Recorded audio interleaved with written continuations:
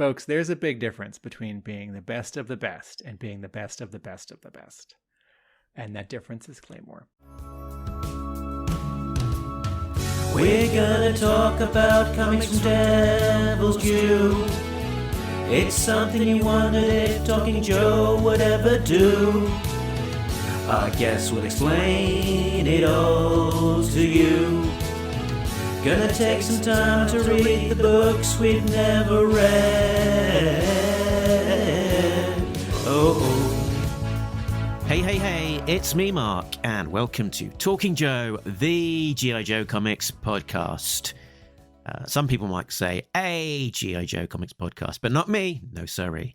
Today, we'll be continuing our side quest into the miniseries and one-shots that were coming out during the America's Elite era of Disavowed G.I. Joe comics from Devil's Due. Today, it is the turn of Special Missions Brazil from Devil's Due, which came out in May 2007, which was collected in the trade paperback from Devil's Due G.I. Joe Special Missions. Now, joining me as usual to talk about this, it's my co-host. It's a real Brazilian Tim. It's Tim Finn. Hello, listeners, and hello, Mark. Hello. Now, Tim, before you get into it, you just mustn't get confused about this issue. This is not to be confused with G.I. Joe vs. Cobra Special Issue 4, Mission Brazil 2, which was published by Fun Publications in 2011 and was part of the G.I. Joe Con from 2011. Just before you do that. I don't think I have any of the Fun Publications G.I. Joe comics.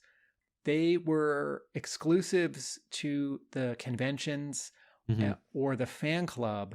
And then many of them, I don't think all of them, some months later were republished with different covers available for the direct market for comic book stores, which was nice.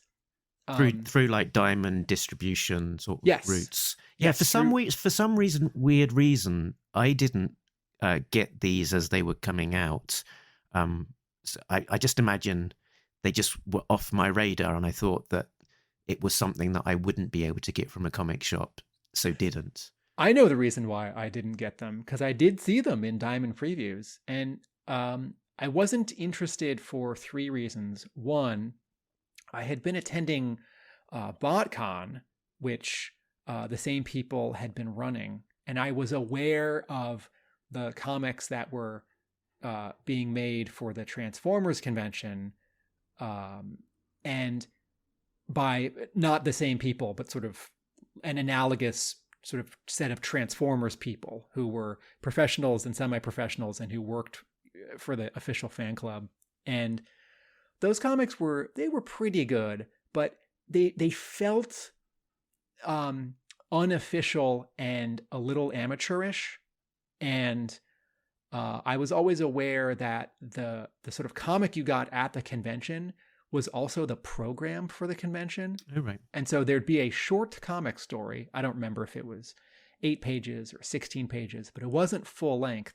And then this comic book you were holding also had, little photos of the guests for the convention and the schedule for the convention. And I remember thinking, well, if they're republishing this whole thing as a comic book for regular comic book stores, some of it isn't content that I want to pay for. And if they're dropping that content, then, buying. And I think the cover price on these Fun Pub sort of reissues was $2 more than normal comics at the time, because it was sort of a limited thing. So they felt skippable. Non-essential. Yeah. And Larry Hama had nothing to do with any of them. Although this past week I was going through back issues at my store, and we have some boxes sort of in our storage space, which are not fully sorted. And I found a Fun Publications G.I. Joe comic, and it had a plotting by one of the convention people and a script by Larry Hama. So I stand corrected.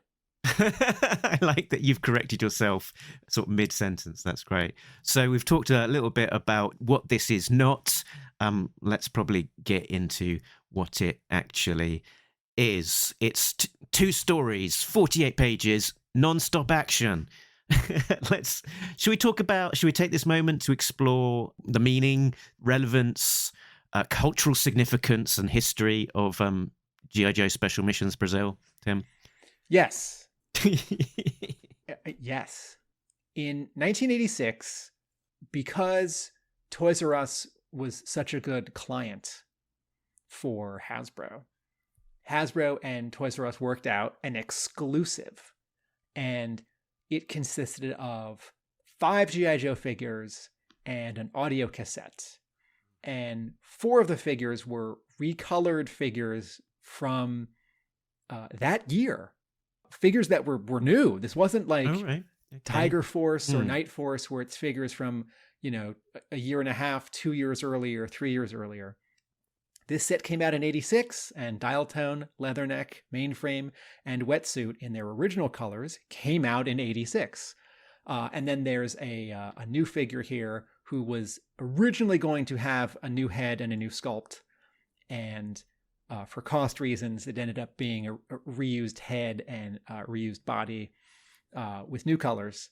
Let's call it out. His this guy is called Claymore. His head was a repaint of Footloose. His chest was a repaint of Televiper. His arms were from Flint, and his legs were from Dusty. And one way that this package was kept sort of easier to make and faster and cheaper is that there wasn't a new painting generated for it. There's no group shot of all these characters.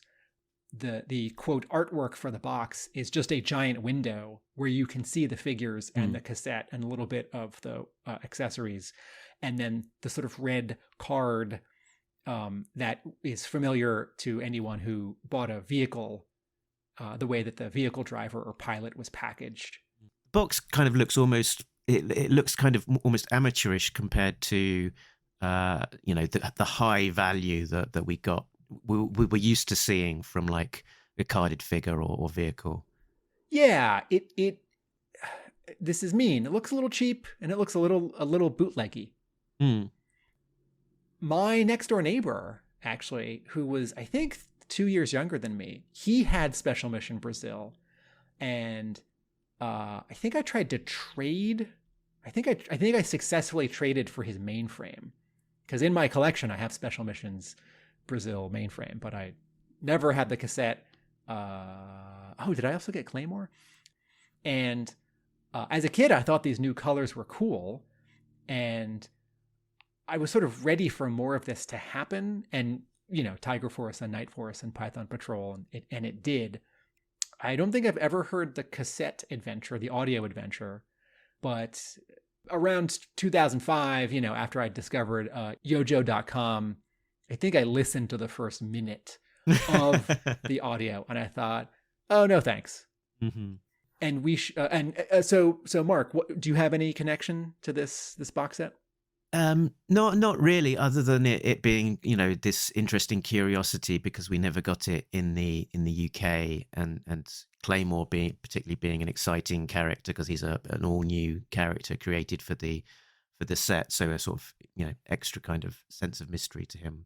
The cassette's fun as well because it says on it, record your own G.I. Joe Special Mission on side B. They're kind of making the fact that side B is blank and has got nothing on it as being a selling point of you can record your own adventure. And apparently some people did. I think Jason Murrell found a cassette and it did have someone recording their own adventure on side B, which is it's a kind of a joyous little thing to discover. I did say there was no sort of new marquee art generated for this box, but I want to slightly correct that, because the 4 repainted Joes in this set, on their file cards, their colors have been altered. So Mainframe on the file card has a red helmet. Leatherneck is in beige, not green. With Dial Tone and Wetsuit, it's a little harder to see. And so, we have established, we fans, that when Hasbro did repaints, the original artwork was painted over. So the original Duke painting does not exist because the Tiger Force Duke painting is on top of it, the actual artboard with actual paint. And I don't know if for these 4 characters that happened, or if it was on, some kind of copy or blow up. And we should also say that Claymore has never shown up in a G.I. Joe comic, correct? Well, he was used in the Brandon Jerwa on a couple of era. Thank you. Times. Okay. And we did find out a little bit more about the creation of Claymore and the mission, the story that was on the tape, because at Assembly Required, just gone, we met Michael Charles Hill, who worked at Sunbow as a producer and writer, and he was able to help the fans for the first time discover a bit of the hidden history about his involvement in the creation of Claymore and that story. Yes. So Hill, because he was a producer on the show, he was the person who Hasbro or Griffin Bacall, the ad agency, picked to write this audio adventure. And I think he was saying that he never got a sample of it. I think that's right, yeah. He acquired one much more recently. And there were some fun sort of Easter eggs where, if I'm remembering correctly, Claymore is named after someone, a real person, and Hill picked Brazil because his wife was, help me out, I'm trying to remember, his wife translated Brazilian songs into English, or translated English songs into Spanish or Portuguese. And you can learn all about that by tracking down the Michael Charles Hill panel from Assembly Required 2023 on YouTube. Or to even talk to Michael Charles Hill if you're going to Joe Fest this summer, because he has been announced as one of the guests. Oh, I didn't say this, but I should. Claymore's art looks like it is quite sort of redone. Again, the package doesn't show the full body artwork of these characters. It just shows the head and shoulders on their file cards. Claymore's art looks like it's a reworking of the Footloose art. Yes. As a kid, I sort of assumed that there would be more of these. Again, I did not own it, but I do have a faint recollection of being at Toys R Us and seeing it, and maybe even holding it and thinking, this is cool, maybe I want this. And I just sort of assumed that, there'd be more special missions with other locales and other audio adventures, perhaps, and other sets of recolored characters. Okay, but just to put a fine point on it, there was no official pack-in comic book with the original Special Missions Brazil boxed set. Larry Hama never used the character, and the character certainly never appeared in animation. And because this was an exclusive, the animation never referred to these versions of these characters. And so Claymore first shows up in the Brandon Jurawa run at Devil's Due. Yeah, it's an interesting point, isn't it, that Claymore is one of the few G.I. Joe characters from this era where the file card would not have been written by Larry Hama, and that is probably a large part related to why Hama never used him as a character, because I guess he would be less on his radar as someone that he's actually created himself. Yeah, that's a good point. I remember, I think as a kid, I asked my brother what that code name meant, and he said it's a kind of landmine. And then 2 or 3 years later, I was watching the CBS TV show Tour of Duty and reading the Nom, and this is now, I think Hama is no longer editor on the book by the time I start reading it. I start reading around issue 40. And not only does, between that show and the comic, not only is what a Claymore is explained, there's even a cover. And in fact, the cover of issue 25 of the Nom, which is penciled and inked by Ron Wagner, is of a claymore.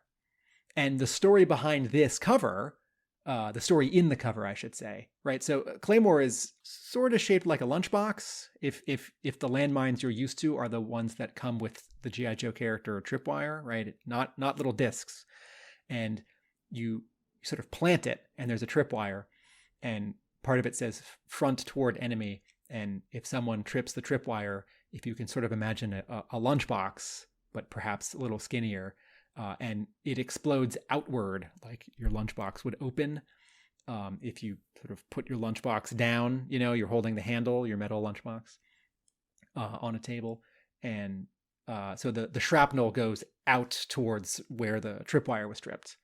And what would happen sometimes during the conflict in Vietnam is the enemy would find claymores and turn them backwards. And so the cover of issue 25 of the NOM, penciled and inked by Ron Wagner, shows this happening, even though it's a little unclear if you don't understand the context. Should we get on to the contents of this issue now? Yeah. So this is split into two stories. I think we'll tackle each story on its own. So let's have a look at the front of the comic first of all, and those things that they call covers. Let's have a look at the covers in the gallery. Cover A, Special Missions Brazil, is drawn by Valentine de Landro and Pat Davidson, with colors by Spetru, with assists by Tim Seeley. And I don't think we know what that means. Tim Seeley assisting here. Maybe something had to be redrawn a little bit, and he redrew it. Maybe there was a weapon and it got whited out and he redrew a hand or something like that. So the cover is, interestingly, it refers to the B story, not the A story. And this is a really fun cover. It shows CoverGirl and Shipwreck under attack, but definitely beating a bunch of cobra eels. And this is happening on a whale out in the water. A lot of the cover, if you took away the logo, is just a light blue sky. So there's no sense of land or other ships. We don't know sort of how far out into the water we are. There are several eels knocked out, lying by these Joe's feet, having already been dispatched. One's getting kicked, one's getting punched, one's climbing up onto the whale, and another one much closer to us, the audience, is coming out of the water with that cool harpoon gun also coming out of the water. And I like the poses. I like the composition. I like who's in it. I like so much about this cover. It's drawn handsomely, but it also, I don't know quite how to say this. Okay, well, one, I find the colors to be subtly a little pasty for my taste. There's a lot of white mixed into every color in the rendering, and that keeps this from being more bold. And then similarly, the ink lines are quite thin and delicate, which are handsome, but also sort of keep this from having a little more heft and being more bold, particularly with this cobra eel, the top of the head and the weapon that's closest to us. I'd like some thicker black outlines to separate elements. But it's a fun cover, and it does nicely sell the contents of the story. I reached out to cover artist / interior artist on the main story, Valentine de Landro, to ask what memories he had from this book. So here's what he had to say. Hi, Mark. This is Valentine de Landro. Thank you for having me on Talking Joe. Say a few words about G.I. Joe Special Missions Brazil. That was quite some time ago, but had a lot of fun. I mean, memorable things about that. First of all was the cover. I mean, I got to draw Shipwreck, and CoverGirl, two of my favorite Joes, about to be attacked and fighting off a bunch of cobra eels. That was great. That was a really great cover for me. Really early in my career.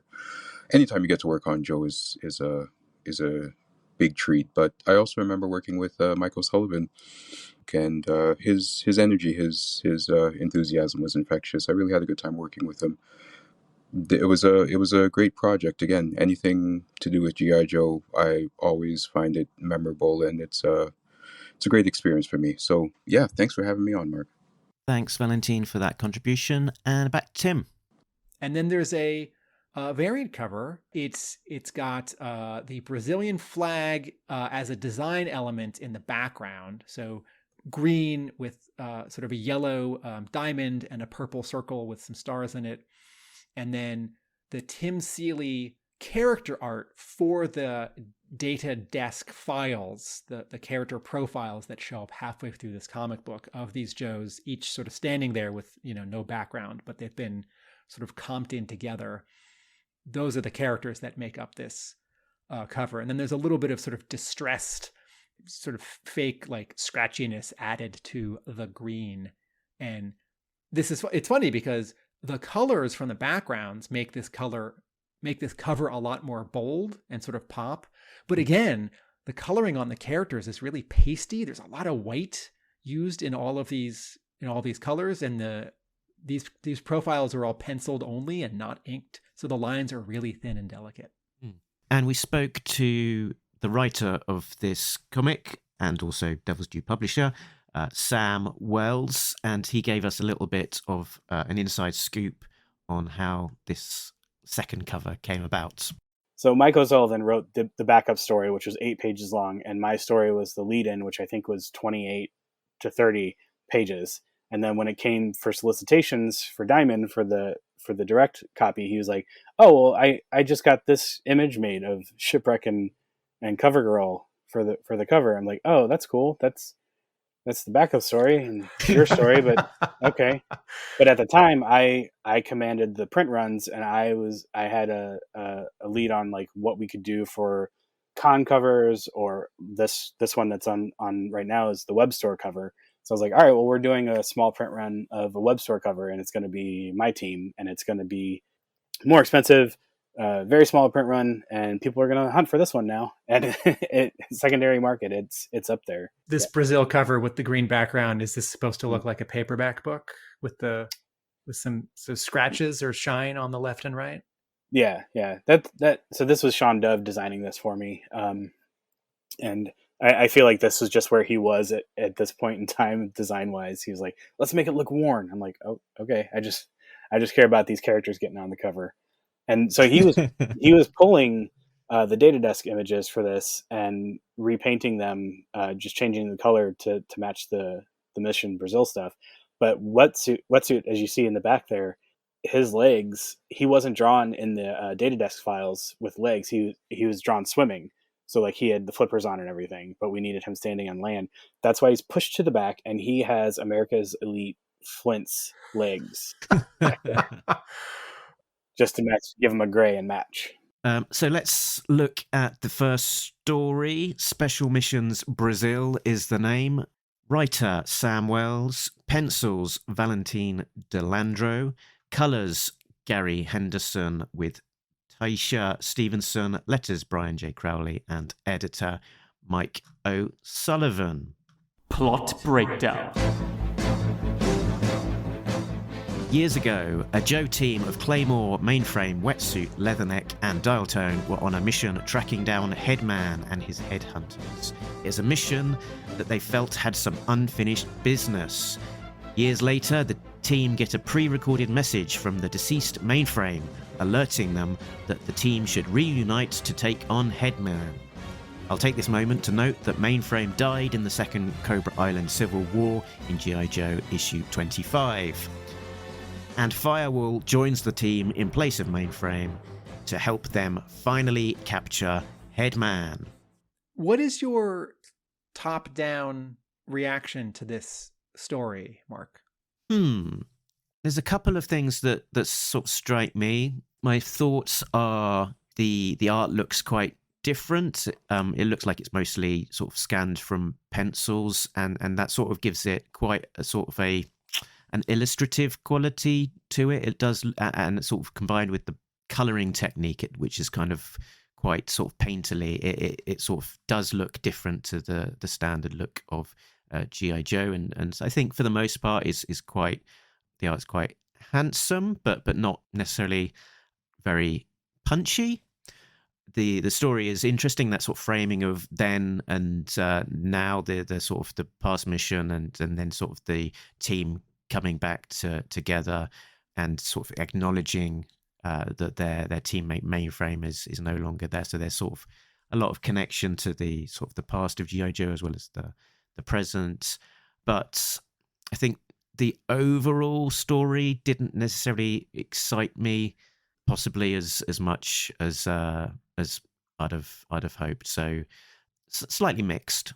I think I agree with everything you've just said. I wanted to take a step back and just point out how tickled I was to be reading this comic, because something's always been missing, that those toys never got mentioned anywhere. Yeah. Like in the same way that I'm Night Force has never been properly mentioned because that was a Toys R Us exclusive. But Tiger Force shows up in the Marvel comic. It's sort of sideways. They don't call it out as a specific thing that they're going to do. Duke doesn't recruit a couple Joes for Tiger Force. I don't remember them speaking about the vehicles as anything particular. Just Larry had to use them, so Larry throws them in. Slaughter's Marauders plays a big part in Operation Dragonfire, Deke's first 5 episodes that aired in September of '89. And, nowadays, these recolor sub-teams are such an expected part of the brand that, anytime a licensee does, like a Destro trash can, there's going to be a Prophet Director Destro trash can. And anyone that makes a Duke toy is definitely going to make a Tiger Force Duke toy. And even though I never had the original Brazil box set, I've always wanted to see these characters, even for just one quick scene, put on these other costumes and maybe go to Brazil. So that the cover doesn't promise it. I'm talking about the A cover, but the title hints at it. And then page 1, just there we are. Like, wait, Mainframe's got his red helmet. Yes. I finally, I've talked a lot about how I take in G.I. Joe as colors, as color combinations. And, not everyone loves all of the color combinations. They get too neon, or, everyone should be green like 82. So I love the, I don't even want to call it fan service. I just feel like it's sort of a promise long ago now kept on page 1. And Landro, I think you described it well, draws faces really well, but is definitely drawing in a more realistic and photorealistic style. And I don't actually think these are I don't know if these are photo referenced. They don't jump out at me as photo referenced in a bad way, if they are photo referenced, but they do jump out at me as someone who's very aware of facial anatomy in a way that most comic book artists are not. Most comic book artists are, to a greater extent or a lesser extent, simplifying faces so they become sort of stock characters. Like if you flip through, Fantastic Four by Kirby or Byrne or Waringo, you have a couple faces that repeat, and it's sort of like the costume and the hair that changes. And it's not just Fantastic Four, it's most comics. And the cheekbones and the noses and the way that brows are furrowed here in this G.I. Joe comic, they are particular to each character. It's quite handsome and technically accomplished. I also find it a little distracting. And I wish Landro, in drawing this, would do a little bit more of this simplifying and a little bit less of this illustrative approach. And I just want to point out that, so, this is 2007. Landro went on, did Marvel Knights 4 and drew some X Factor, the Peter David X Factor, and is Canadian. But if you've been reading Image Comics in the last 10 years, then maybe you know Bitch Planet, which Landro co-created with Kelly Sue DeConnick. Right. And still sells at my store, even though Kelly Sue DeConnick mostly left comics for television. And I think there was more Bit Planet that was going to happen. And yet, we still sell the 2 volumes and the spin-off volume. And so DeLandro's later work does have some thicker lines and some somewhat bolder of a visual approach. I also think that even though his storytelling is clear and his acting is good, it's not just the sort of this thing where I'm describing in the faces that are so carefully drawn that I'm a little distracted. It's a little bit of sort of everything that, when the headman shows up, the sort of half splash page, he has his head tipped back, and that's a really hard angle to draw faces at and to do it well. And I think technically DeLandro does it well, but it sort of also looks a little weird. And, on the next page, here and there, there's some characters that are knocked out as silhouettes, and that reads a little bit like a hole in the page rather than something that's fully black, because almost nothing else in this story is fully black because of the pencil rendering and then the colors that are rendered on top of it. And then I also thought that having Firewall show up and spiritually, as a spiritual successor to Mainframe, take his place on the mission and wear a version of his costume is really fun and maybe sort of unrealistic and distracting. I don't know why she would go to the locker room at Joe headquarters and pull out her red helmet. I don't know that the story logic requires it. Although earlier they do refer to them being sort of undercover and not being recognized because they're in alternate costumes. And I really appreciate that bit of dialogue and logic from Sam Wells, because you don't have to explain color changes, if a hiss is black or red or blue, it's the Mark IV. It's like, no, you could give us something. It's because it's the Mark IV. Mm-hmm. But considering that I've not been a big fan of Firewall, I thought that filling that gap that was missing because of Mainframe's absence, and then having her visually kind of literally take his place is a lovely sort of G.I. Joe visual and continuity gesture. I was sort of hoping in the present tense, in the present day, before we see the headman again, I was sort of hoping that the modern version of him would be that orange costume with the black pinstripes from the G.I. Joe versus Cobra 2-pack, which I don't know if that's from 2003 or 4 maybe. So tell me, Mark, when we do see Headman now, is this an invented costume? Yeah, I think this is the first and only time that this costume arrives. So I imagine it is a collaboration between the writer and artist to come up with a new and sort of more modern look to differentiate the now from the past. And I guess with it being a white suit, sort of black shirt, open collar, I guess leaning in a little bit into the tropes of the Al Pacino Scarface type look. Or because he has a cane, I was also thinking a little bit of the pimp. Kingpin as well. Oh, well, yes, but I was thinking he's a little bit like he's a pimp. Yeah. I don't think he's trafficking in people and sex. I think he's just a drug dealer. But, you look at this costume and you don't think, that's a good guy.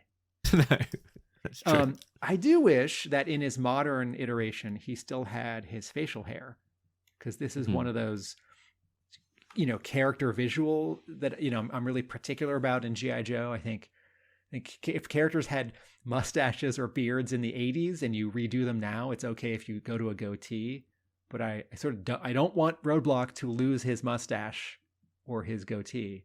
And I don't really want Lowlight to go from being blonde with a clean-shaven blonde to having black hair and a beard and mustache, because then it starts to feel like Airborne and Airborne, like two separate guys. Different guys, yeah. And between the past scenes and the present scenes, they switch from using headhunters to headhunter stormtroopers. So those guys in berets versus sort of slightly more sort of Star Warsy looking armored guys with sort of skull helmets and studded shoulder pads and stuff. So I guess it's kind of a nice way of saying, well, that was then, and we had these guys in the berets, and now we've got these hardcore Mad Max type looking sort of goons. And I think this is the first time that we've seen these characters being used in the comics. They were 1993, which was the year after the original Headhunter had come out. They were intended to be part of the DEF Drug Elimination Force subset, but were packaged as Battle Corps, as Hasbro had kind of abandoned that sort of subline in. I wanted to agree with you, even though the Headhunters and the Headhunter Stormtroopers figures are only separated originally by a year. I appreciate that here, using them as for different eras is another visual accentuating of the time that has passed, and that, you know, characters have upgraded or have different costumes. I thought that was a very nice touch. In terms of new costumes, I was really thrown off when I turned the page from the end of the past mission to modern day with Sparks in the Rock. And he gets this video message from the past, but not too much in the past, from Mainframe. And Mainframe is in this very high-tech costume. And I was thrown off for two reasons. And I bet you can guess one of them. And the second reason is because I hadn't remembered Mainframe in this Devil's Due redesign costume, and it's sort of too tech futuristic for me. For a second I thought, is this Star Brigade sci-fi?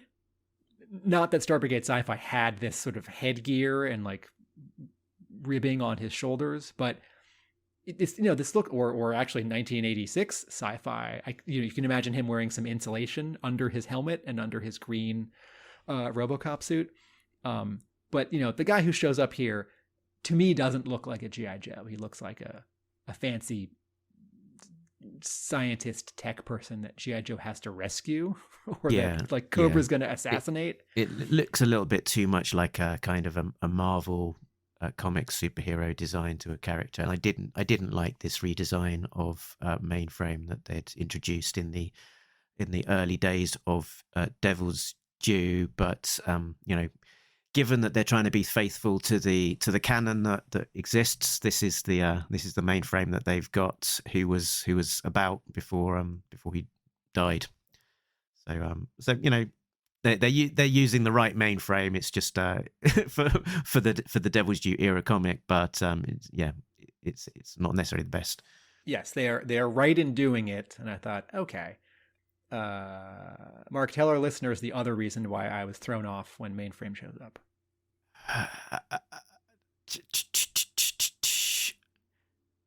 I don't know. Oh, because a single piece of art is copied and pasted three more times. Yeah. And your comics artists are allowed to do that because it saves time, and drawing comics is hard. But I always find it a little distracting because in my mind, that's as if you're watching a movie and you press pause, not that someone is standing in front of you and like isn't moving, because they're still like breathing and blinking. And I feel like, you know, an artist in this position should redraw the head and shoulders, even if it's basically the same position. Or, you know, you cock their head and you have their eyebrow go up and you open their mouth a little differently to the next panel and the next panel. I am kicking myself for not calling this out, because as I was reading it, I did think to myself, "Oh no, Tim's not going to like that." But there we go. So, tell me. Okay, I see. All right. So in that first panel, Sparks has several big monitors in front of him and a small laptop next to him, and that's almost like the literal data desk. Now I understand. Below him on the page, he's looking at the laptop. On the next page, the first two panels, he's looking at the laptop. And then in the third panel, they're both looking at the 6 big monitors on the wall. That's why there are those lines through it. Okay, now I understand. Yeah, they look a bit like barbed wire or something. Yeah, or I thought maybe for a second it was like static in the video. But it's, you know, Right, six Mhm. monitors are combining to create one big monitor. That's what's happening. Mhm. One of the most boring Transformers toys ever. The Monitor. Actually, it's Combiner Wars. The cathode ray tubatrons combine to form Monotron. These 6 cubes just stick together to be a larger cube. Okay. Wow, that I wanted to sounds say one credible. more. I wanted to say one more quick thing about color, which is and costumes. In the modern part of the story, Wetsuit is in beige, and Leatherneck in wearing his old Brazil beige version of his green costume. The scene where they all get together, the panel before Firewall shows up, I see Dial Tone, beige guy, and beige guy. And I thought, oh no, I'm losing track of who's who. Because Claymore's not wearing the green part of his costume that really sticks out. And Leatherneck's mustache is really tiny. And then a couple pages later, Leatherneck and Wetsuit are waiting for something to happen. And then Wetsuit sort of tackles Leatherneck and says, "Get down." And, you know, I like that they bicker. It's like from the second season of the cartoon. And Wetsuit would wear something like this. He wouldn't run around in his actual wetsuit, which is something that my brother pointed out to me when we were kids. When speaking of Michael Charles Hill, when the episode Ninja Holiday aired, and Wetsuit is walking around for the whole thing in like a light blue button-up or white short sleeve shirt and like blue pants. He sort of looks like Shipwreck as if he shaved. And I remember saying something like, "Why isn't he wearing his wetsuit?" And my brother said, "Well, he's a Navy SEAL. Like he wouldn't always run around in an actual wetsuit." And also then the figure Muskrat was released, and my brother said, "This is what Wetsuit would wear sometimes, this kind of thing." Anyway, but there's the scene in this comic where even though Leatherneck and Wetsuit are a real contrast, one's a Navy, one's a Marine, they bicker. They're both in beige, and it's a little hard to tell them apart. I was just going to say as well, in G.I. Joe, as written by Larry Hama, Wetsuit also appears in sort of similar sort of garb. But to your other points, one of I think the highlights of this story is that there's sort of some just nice character interplay. There's sort of some dialogue and the sort of back and forth on dialogue between characters that you don't always see in G.I. Joe. So it is nice when you're sort of seeing those more rounded characters and sort of some of that jokey interplay, like on the page that we're looking at now. You sure you'll be able to rig this up properly without being submerged in some sort of liquid? I think I could manage. Yeah, because I could, if you need, I could spit on you while you work. Why, Miss Marine, spitting isn't very becoming of a lady. Nice, yeah, it's nice. Yeah, Good stuff. Nicely done. Nice character work. But even though I like the character work on pages 6 and 7 and 8, character code names get abbreviated to Neck, Suit, Wets, and Tone. And I've said this before on Talking Joe. I don't think Larry Hama ever did this in the Marvel run.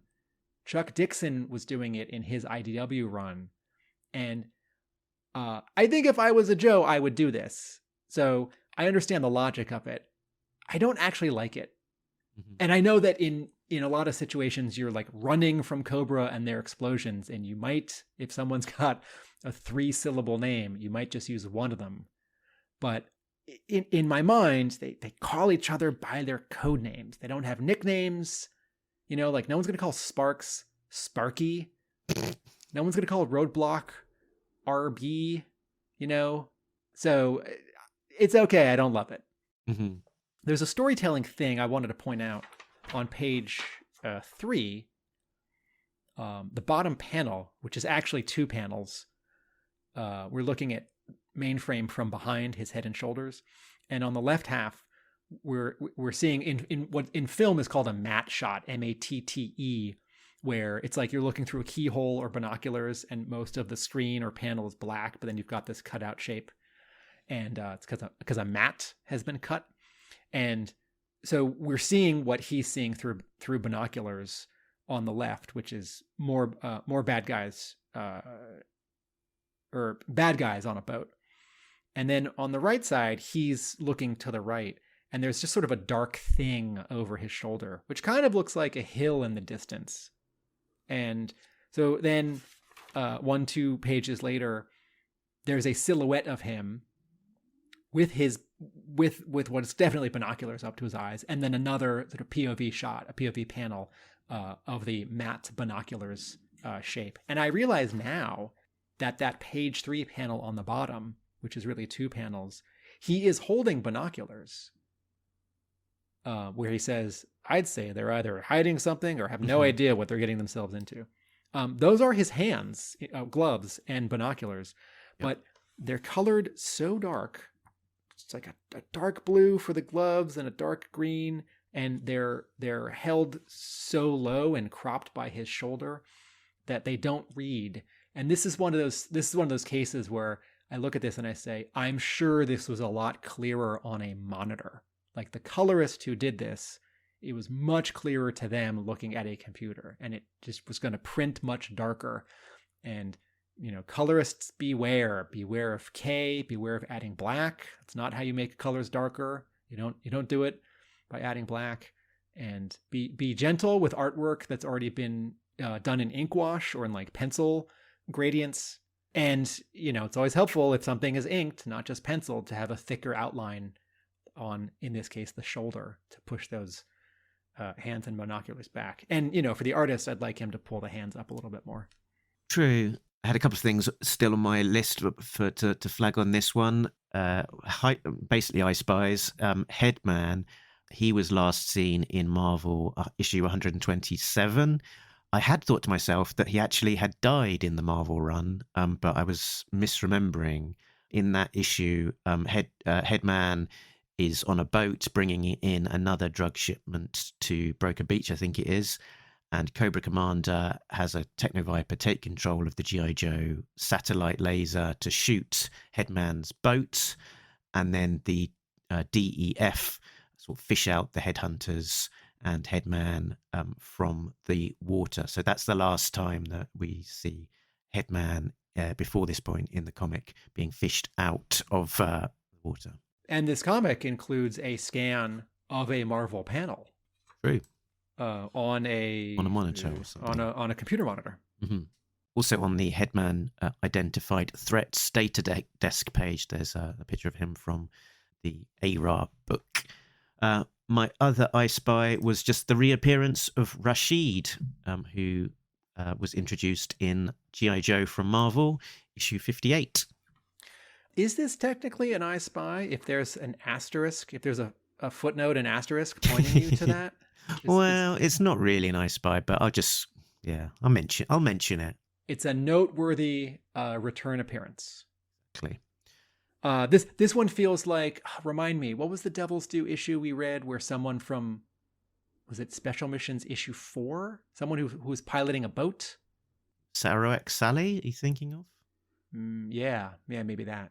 Am I remembering this right? Sarawak Sally, she appeared in G.I. Joe by Larry Hama as part of the Murder by Assassination arc. Oh, right, okay, not Devil's Due. The issue that S.L. Gallant drew, which was, just a strange reappearance after such a long, protracted period where the character had never been used before. Right. All right, I wanted to point out a couple more things in this story on page 7. Recently in Talking Joe, when referring to a new issue of the Larry Hama book from Skybound, I pointed out an example where I thought that the artist wasn't telling Larry Hama's plot clearly enough, and that I thought Hama had to add some dialogue to sort of clarify what was happening. And I think I'm seeing that happen here on page 7, where this is right after the Headman points and a headhunter has a rocket launcher. And then there's this panel of sort of a Dutch angle, Brakoom!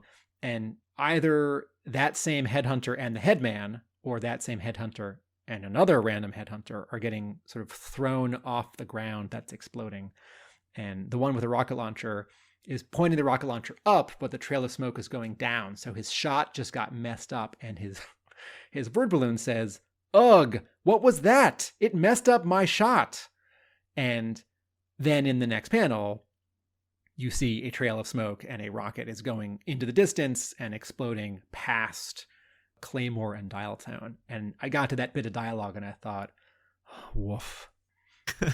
I thought this artist is good enough to pull this off, and either there's sort of too much plot being asked of this page, and the artist across these two panels didn't sort of clearly enough show that the ground shakes, the guy firing the rocket gets thrown off balance, his aim is off, the rocket goes in the wrong direction, or he just needed to divide one of these panels into one more panel.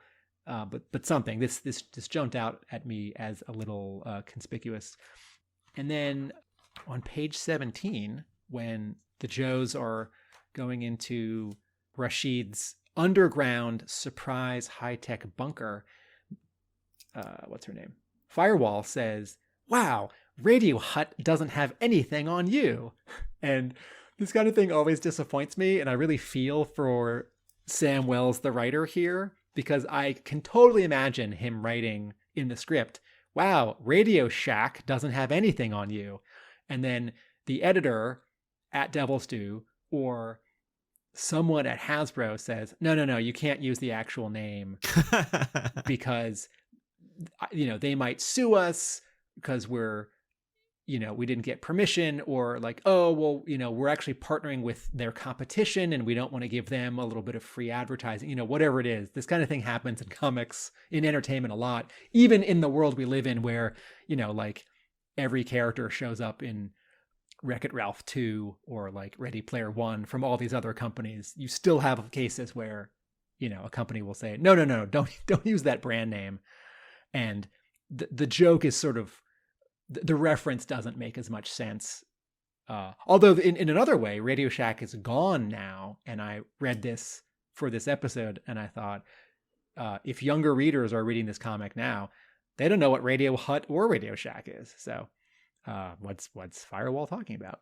I've been watching Young Sheldon with the family, and that is like his sort of what would be the word that you would use for a special sacred place? It's his church, I guess. His place that he goes to for spiritual fulfillment, to go to Radio Shack. Oh, does the show cut to a set that they have built to look like a Radio Shack from 10 or 15 years ago? Presumably, okay. Yeah. I wonder, 'cause Radio Shack is gone. It's out of business, but someone certainly still owns that name, the way that Pan Am is no longer an airline that you can fly, but a company owns that name. So you have to pay if you want to, use it in your like flashback for a movie or something. All right. Two other little points.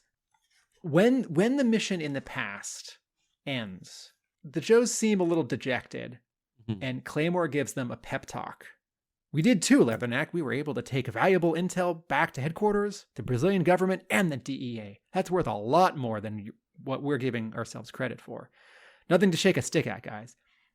And the scene ends with a wordless panel of all 5 Joes, and Landro doesn't draw any faces. And we're far enough back that he sort of gets away with it. But even though from context I understand what is happening in this panel feels like Landro just ran out of time or sort of missed the emotional beat that's being expressed here, because what I need from more of these Joes is either like dejected body language, like looking down, slumping forward, or sort of the opposite of it, like, hey, he's right, like maybe not a high five or like an arm around someone, but something. This final panel's really underdrawn, and for being a wordless panel that's supposed to let, if this is a movie, like the scene run for a couple seconds and all you'd hear is just like the helicopter in the background, because of the art, it falls flat. So I know what's happening, but I was disappointed by it. Yeah, I don't know if this is what you're taking away from it, but it's like he's given a pep talk trying to say, it feels like we've not done so well, but we've got to win. But feels like maybe that's just landing a bit flat, that you're saying these words, but yeah, we're still feeling pretty crappy about this mission. Yes. And then, interestingly, the final panel of the story Mhm. I thought the beats of the final two panels of the story were great. That they get to right or wrong, sort of they captured the headman and they hadn't in the past. There's a nice bit of acting in the final four panels where Landro has Firewall standing there with the helmet, take off the helmet, and then holding the helmet, and then a close-up that shows the helmet. And that's a really nice progression, while the dialogue refers to not just that they got to complete this mission years later after all, but also do right by Mainframe, who wasn't here to see it. That's all great. Interesting. And it's a nice final panel. And I thought, yeah, particularly since I've always been so struck, right? Which Special Missions Brazil figure did I trade my next door neighbor for? Mainframe. Red helmet has always really struck me. But interestingly, though, Landro seems to have drawn the hand and the helmet in the final panel as a new piece of art. The bit of Dialtone's hand and sleeve and pants on the left side of the final panel, under the word balloon, is a big blow up of a bit of art from the previous panel. And I wonder if, like, the colorist did that as a little art fix. Like, no, the camera's pulled in close or pushed in close on Firewall's hand, glove, and Mainframe's helmet. But Dialtone's still close enough we'd see some Dialtone. Like, well, let me just grab a little art from the previous panel, paste it, and blow it up. But it's blown up so much the line really breaks up. And in a way that is inconsistent with the bit of art of Mainframe's helmet and Firewall's hand. This is not me, like, shaking my fist like, you guys ruined it. It's just a small, like, inconsistent technical thing. This is probably a good segue, actually, because a little while back we did speak to Sam Wells in some depth about the process of creating this issue, and he does actually touch on this final page and why that final panel looks a little bit strange. So let's hear what Sam has to say, and he'll explain what happened with that final panel. Yeah, and I think this was the second to last. I think the last Special Missions was Cobra, and this was the last one that was sitting on our board at the time, and it didn't have a writer attached to it. And at that point, it would have just been Special Missions book this month. And I was like, hey, I don't know why, but we haven't done Brazil yet, and there's already characters to plug into this one. So this one's like half written. Did you have the Operation Brazil set as a kid? Not as a kid. At the time that I wrote this, I did. Okay. Yeah. No, I missed that as a youngster. But first thing I did when I was pitching doing Brazil as Special Missions, I went back to Yojo and I listened to the audio recording they had on there of the tape. And I was like, oh, this is horrible. We can't do this. It's like Baroness, Cobra Commander, and Destro riding in a raft to grab a satellite or something like that. I was like, that's not, I can't make a whole story out of that. Like, that's, yeah. Was a brief second where you were like, we could do something about a satellite, maybe just a bit better. Yeah.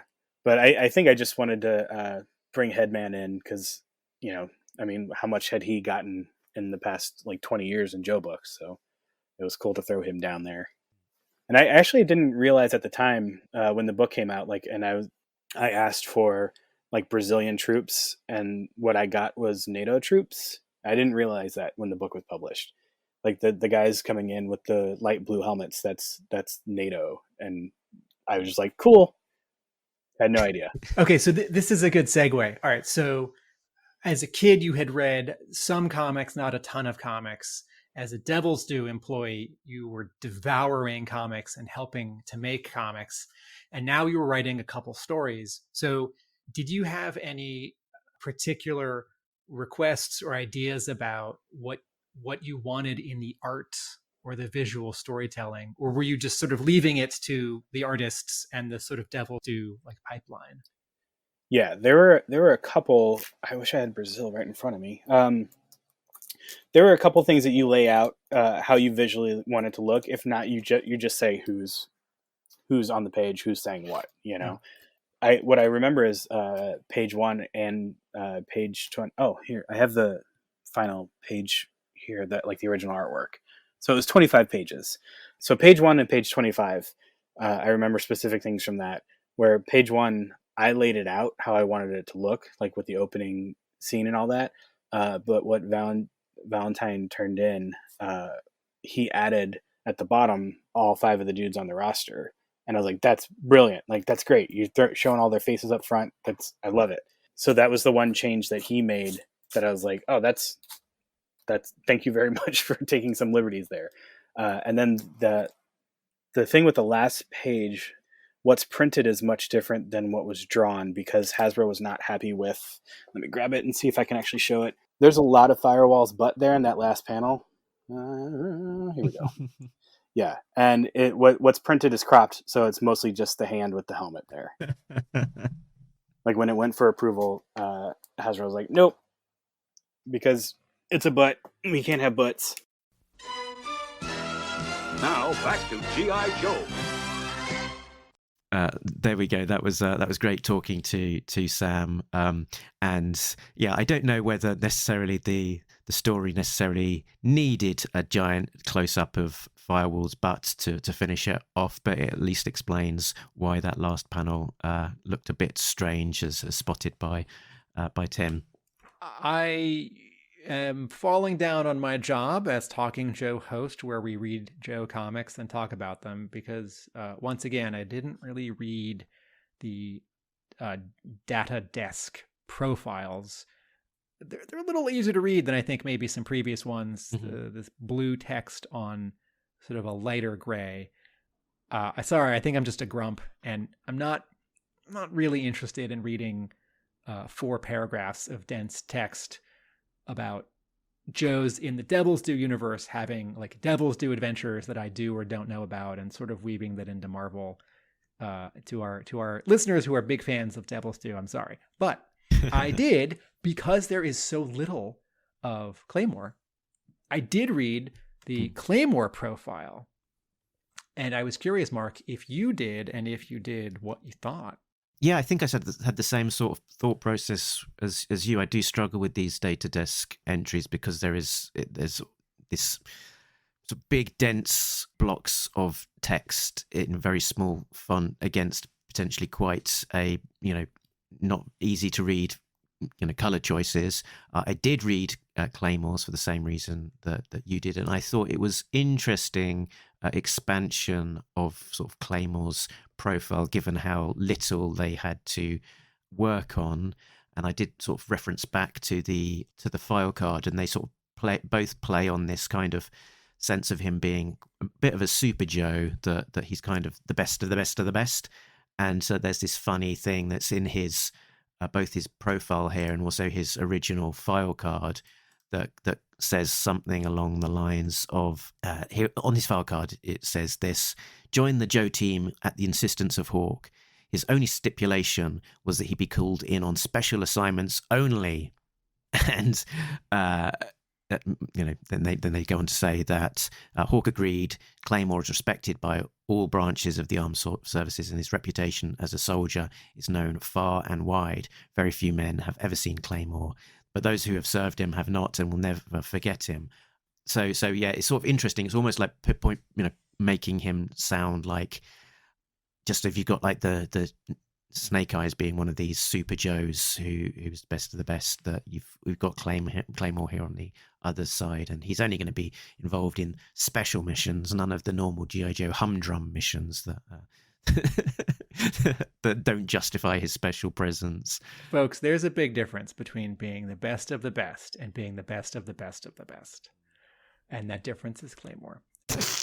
It's something that Hammer jokes about the Joe's file cards that he doesn't write, that they always sort of show them everyone being the best of the best, the very best, whereas he often sort of will spend half of the file card kind of emphasizing something that is less than the best, like their bad body odor or some such.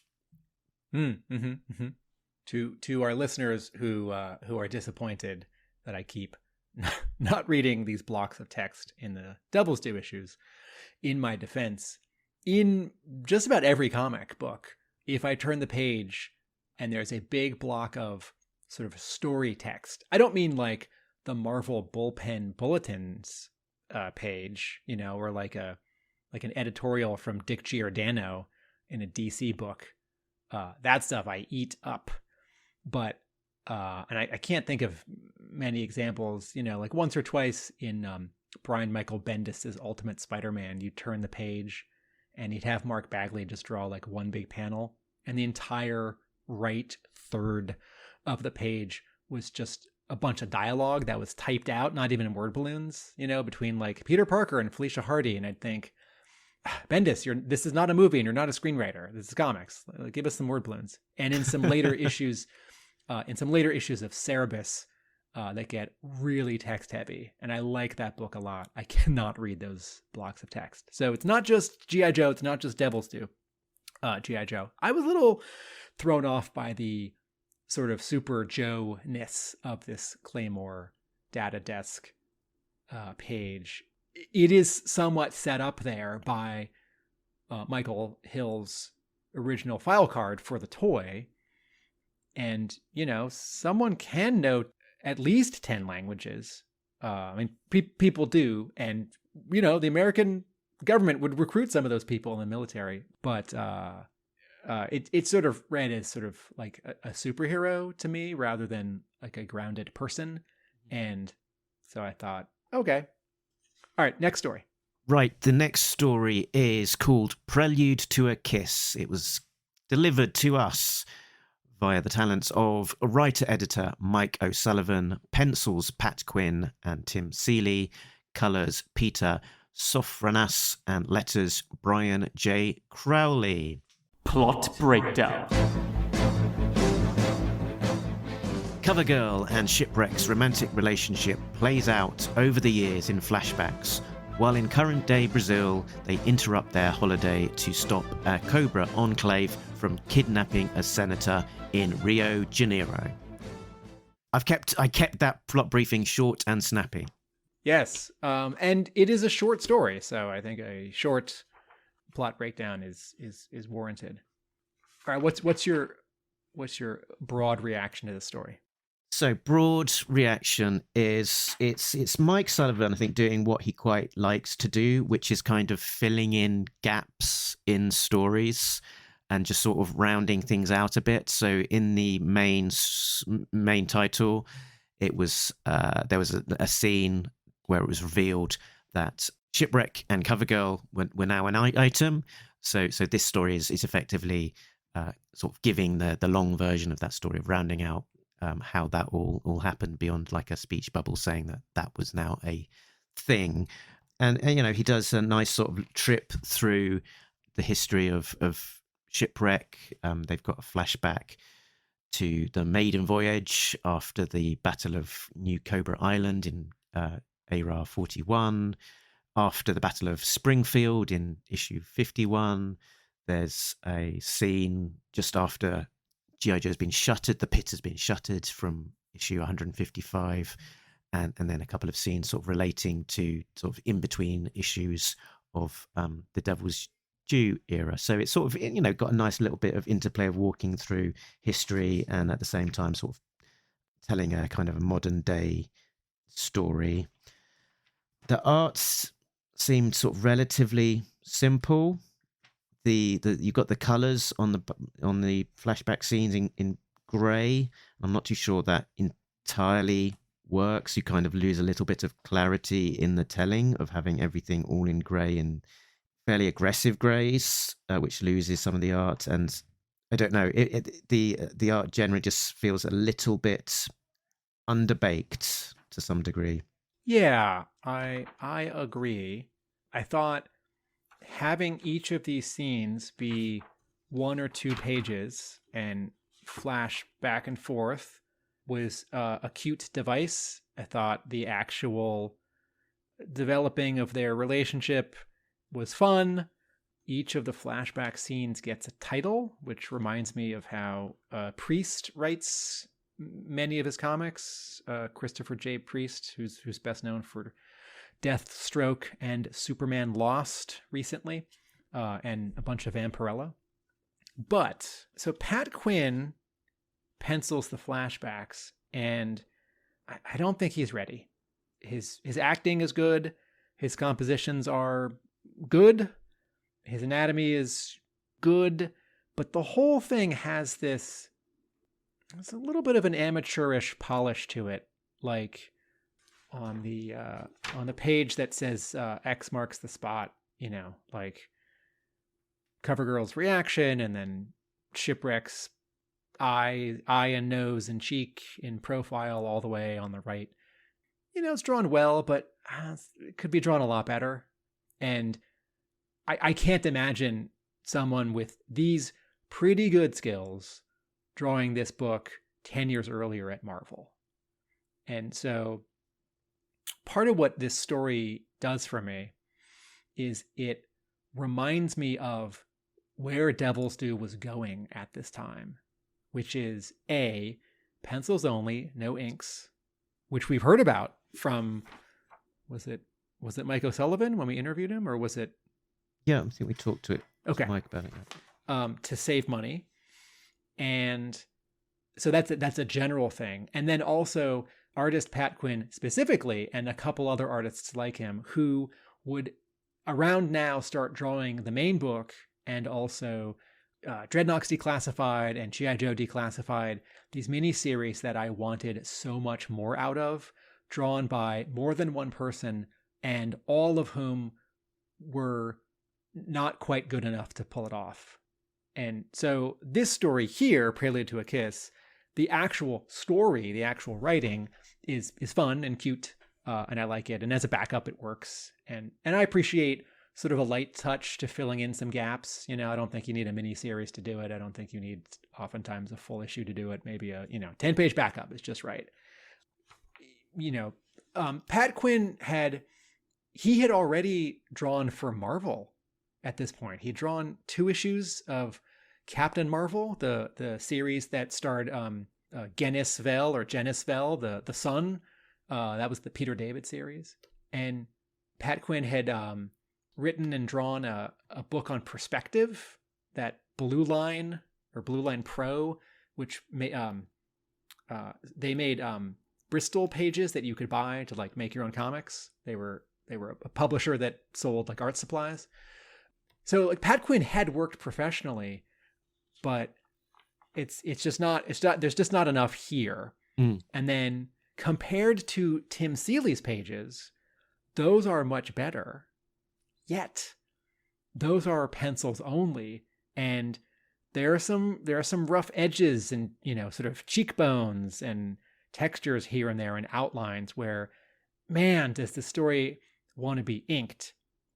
And then you already alluded to the I'll phrase it much harsher than you did, the not very good monochrome work in the flashbacks. It's too dark. It's too similar. There's not enough contrast. There's a lot of rendering that's sort of overly busy that's not necessary, right? Just imagine if it was done in 4 different grays: very light gray, medium gray, and medium dark gray. Just it would pop so much more. But like on the second to last page, the first panel under the words "hoisting the sails," there's a lot of detail in that, and it's also all kind of one gray mush. Yeah, I think what I didn't realize at the time is that I guess the modern day scenes are Tim Seeley and the flashbacks are Pat Quinn. Just to put a nail in that one, because it wasn't immediately obvious to me looking through that, but looking at it again, it is. And I will just note as well that the Pat Quinn pages here aren't particularly exciting. It is clear that he definitely does get better as he goes along. And if you want to see some better G.I. Joe art by Pat Quinn, as well as maybe checking out some of his later work, you can have a look at Shane Simick's Comic Art Fans Gallery, where he's commissioned him to do some several sketches, and they're quite bold and exciting images of G.I. Joe characters. So definitely an artist who improves as he gets on. Yeah, I was thinking the same thing, and I'm actually I had this point that I wanted to make just now, which is, though I don't like Pat Quinn's work in 2007, I know it gets better, and I'm looking at a commission he did in 2014 of Taskmaster, the Marvel villain, at comicartfans.com. And it's pencils and inks, and it's gorgeous. Looks like Alan Davis or Paul Peltier. It's the posing is sort of lyrical, the inking is lush, the perspective, the anatomy, the sense of light and dark, the textures, what's shiny. And if this guy wants to draw G.I. Joe now, totally. So I might sound really grumpy when I'm reacting to art from older G.I. Joe comics that I don't think is good enough for my tastes. But, this is not to say permanently disqualified. But, and I was about to say, in terms of the present day scenes that are Tim Seeley pencils only, coloring's not good there either. It's really pasty. Mm-hmm. On page, it's a page with, it's when Shipwreck's dressed as an eel and Covergirl's dressed as a lamprey. And the first panel is a moray with a fight happening on top of it. It's the whole moray. And she says, "I told you this cockamamie plan wouldn't work." Like, ugh, what is this blue? What is this green? This is like straight from the, those like grade school watercolor plastic containers that are rectangles that have like 6 or 10 colors. It's a little like cake of red, a little cake of orange, a little cake of yellow. This is like this isn't from a tube, but it's from the cake. This is like straight from the tube blue and straight from the tube green, but with a lot of white mixed in. Like these colors look like a first pass. This looked like, okay, now you hand it to the colorist who's actually going to like color it. Right. But it's quite fun seeing Covergirl in as dressed up as a lamprey. I'll say that. I'll just say one last thing. Just a little reminder that the last page of this comic book has an ad that mentions Storm Shadow issue number 1. New ongoing series, right, by Larry Hama and Mark Robinson, with covers by Sean Murphy. So at this point in G.I. Joe, exciting things are happening. But also in terms of Tim Seeley doing a lot of work and maybe him penciling a few pages for this backup and them not being inked is about saving money. But maybe it's also about schedule. Mm-hmm. The back cover of this comic book has an ad for 3 different Dungeons and Dragons comics, miniseries that Devil's Due was publishing at the time. Sorry, one of which is not technically a Dungeons and Dragons book, but it's written by a Dungeons and Dragons guy. But so there's this book, R.A. Salvatore's Demon Wars, and there's a 48-page issue that's being advertised here, penciled by Tim Seeley. So this guy's really busy and is also pitching in on the backup for Special Missions Brazil. Yeah. I'll bet that was done quickly. Interesting that Storm Shadow advert it's split between an advert for G.I. Joe issue 23 and Storm Shadow issue 1, and both parts of that half page have the characters upside down. Unusual. Mm-hmm. Okay, let's score this. So overall, for me, for the book, I think it's fine. I don't have any huge objections to it.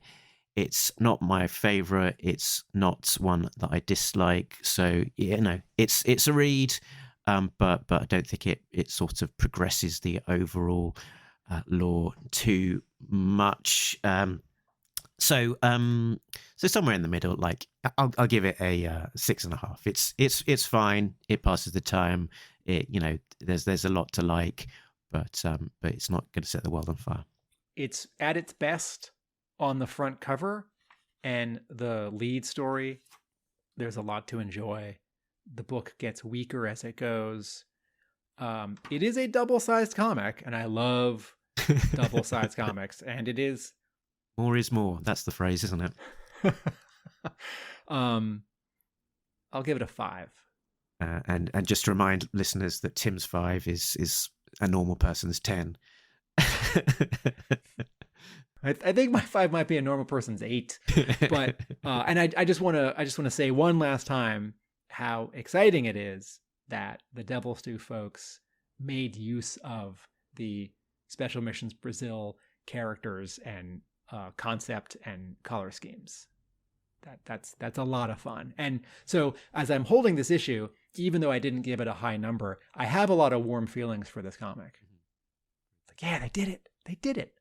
So next time on Talking Joe Disavowed, we will continue our side quest away from the America's Elite book with some more of the specials that were coming out during 2007. Next up will be G.I. Joe versus Transformers 3, The Art of War. We'll follow that up with G.I. Joe versus the Transformers 4, Black Horizon, before delving back into the main America's Elite book with issue 21 through to 24, which was an arc called Sins of a Mother. When we are not talking about the Devil's Due era of G.I. Joe, we'll also be talking about contemporary comics and other things besides. We'll be covering the new issues of A-Ra as they come out, as well as talking about the other titles from the Skybound Energon universe. And if you want to find out more about Talking Joe, you can visit us on our website. talkingjoe.co.uk is the place to go, which has links to all of our presences everywhere. We're on Facebook, where you can discuss the latest episodes and issues as they come out. We're on Twitter. Some say X, I don't. We're on Instagram. We've got a voicemail facility where you can leave us voicemails. Scroll down to the bottom of the page on talkingjoe.co.uk. You can also do things like send us an email. We're on Patreon, patreon.com/talkingjoe. So you can be super cool like our backers Richard, Sam, Jay, Bill, Christopher, Justin, Rob, Brian, Shane, Ryan and Simon, who are all getting early access to episodes as well as some exclusive content. Now, Tim, where can people find you when you are not talking to me about comics from 2007? With my creative partners in New York, we create video essays on TV and film. Our YouTube page is @AtomicAbe. My brick and mortar comic book store is in Somerville, Massachusetts. That's Hub Comics, and that's on all the socials. And I write about G.I. Joe at arealamericanbook.com. Now, Tim, can I ask you, if someone was trying to buy some comics from the IDW era of G.I. Joe and they were finding super expensive comics elsewhere on the internet, or indeed not even able to find an issue to buy at all, could you give them any sort of recommendation? Yes. My store has many of the IDW issues still in stock, and a couple of them are super expensive. But many of them are moderately priced or just a bit over cover. But we don't have a web store. We don't have e-commerce. Sorry, I'm too busy writing a book about G.I. Joe and co-hosting a G.I. Joe Comics podcast. But if you email the shop at hubcomics@gmail.com, maybe we can work out a deal. And then we would ship to you. Good stuff. Yeah, I understand that a few people have had big holes in their collection filled thanks to Hub Comics. Cool. So I think that is now us done. But keep this forefront in your mind. Remember that Nobody Beats Talking Joe, an international podcast. Laters.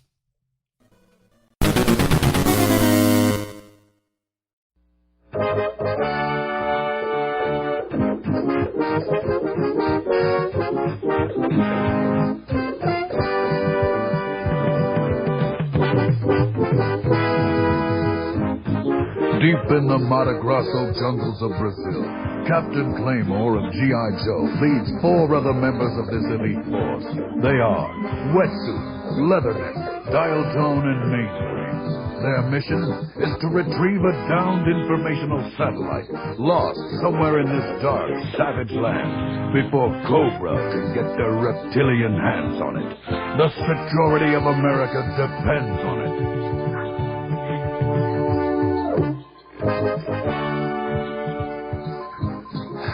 All right, men, listen up. This new Voltronic Gala hitter indicates that SATCOM is nearby. Does it indicate a range? Probably a few clicks up this jungle path, Wetsuit. And dollars to donuts, Cobra is too, so look sharp. Captain Claymore, sir? Yes, Dial Tone? Why would Cobra want to knock our satellite out of the sky anyway? The SATCOM is our eye in the sky. Every day it receives thousands of pieces of information and numerous intelligence reports from around the world. If Cobra gets a hold of it, they could drive us to our knees. Then, what are we waiting for? You're wasting time if you're waiting on me. All right, let's move out. Yo, Joe!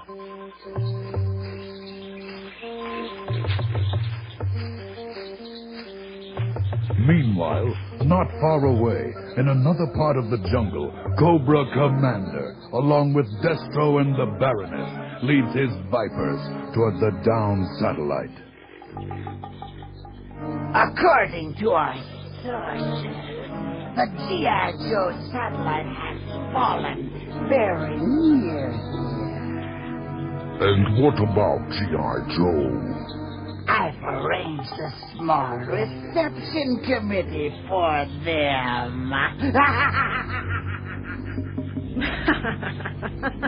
Yes, Destro, darling.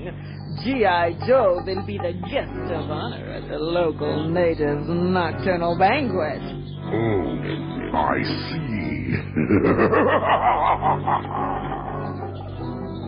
Now, let's get that satellite. Cobra! Cobra!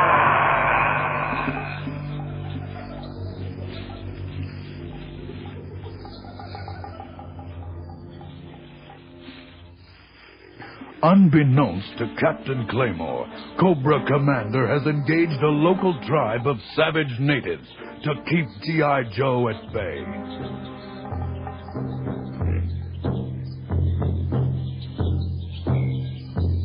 What's that? The rocks in your head. Those are the drums of the Tupi-Guadni tribe, and they're aware of our presence. If we don't find that satellite by nightfall, we are in big trouble. What kind of trouble? You don't want to know, soldier. There it is, Captain Claymore. The satellite. And there's Cobra. They've spotted us.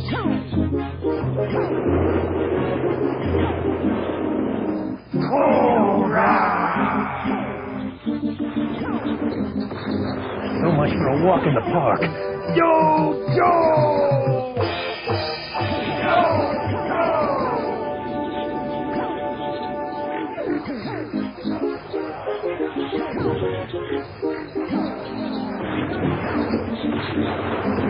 For 3 long hours, G.I. Joe battled the Cobra Commander and his band of Vipers. Twilight time is now approaching. Soon, it will not be safe for either parties to remain in the jungle.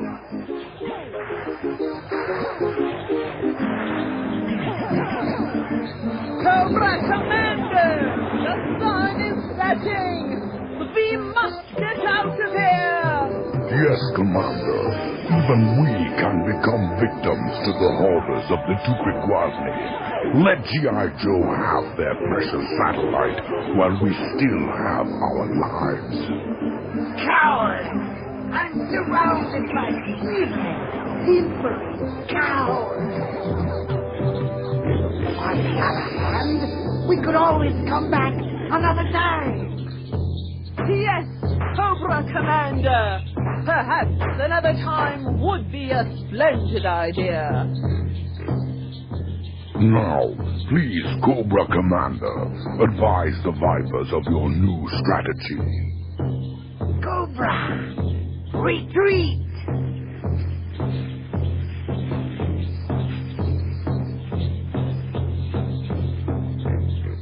Cobra Commander, Destro, Baroness, and the Vipers retreated back to the safety of their morays and fled down the river to the nearest port. Meanwhile, Captain Claymore has little time to get his men and the satellite out of the jungle before the sun sets. Dial tone. Radio us a tomahawk. We're getting ourselves and that satellite out of here. Yes, sir. Base, this is G.I. Joe. Send us a chopper. Wetsuit, Leatherneck, secure that satellite for transport. Yes, sir. Mainframe, keep a sharp eye. We only have a few minutes of daylight left. You got it, Captain.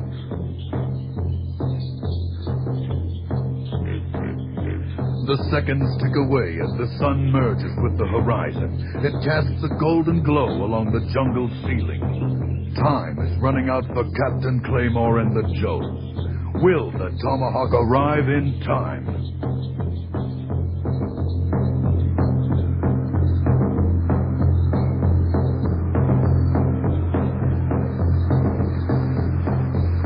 All right, anchor the satellite and climb on board.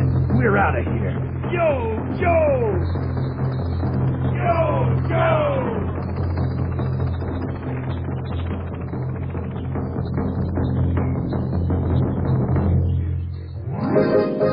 Once again, G.I. Joe is victorious in their never-ending battle against Cobra and their minions.